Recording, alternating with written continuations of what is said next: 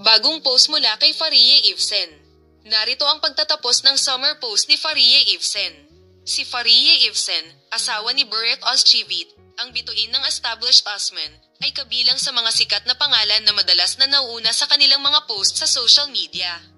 Ang asawa ni Buret Ozchivit na si Faria Evsen ay nagbahagi ng bagong post ngayon. Si Faria Evsen, na nakakuha ng atensyon sa mga post na ibinigay niya sa mga buwan ng tag-araw, ay nakakuha ng pansin sa pagkakataong ito sa kanyang mga late summer posts. Narito ang code ng summer end ni Faria Evsen. Dalawang sikat na artista, ang isa gwapo at ang isa ay maganda, ay nagkita sa set at ang kanilang pagkakaibigan ay nauwi sa isang dakilang pag-iibigan. Nagpakasal sina Buret Ozchivit at Faria Evsen noong 2017. Malaki ang kaligayahan ng sikat na mag-asawa sa pagsilang ng kanilang dalawang anak na si Kerim noong 2019, si Karahan noong 2023. Kapansin-pansin din na kabilang sila ngayon sa pinakasikat na mag-asawa sa agenda ng magazine. Isang magandang larawan ang nagmula sa dalawa.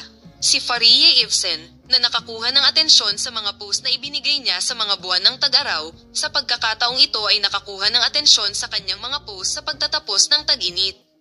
Ang pagtatapos ng summer post ni Faria Evsen. Dalawang sikat na artista, isang gwapo at ang isa naman ay maganda, ay nagkita sa pelikula at sinabihan ang kanilang mga tagahanga ng ganito.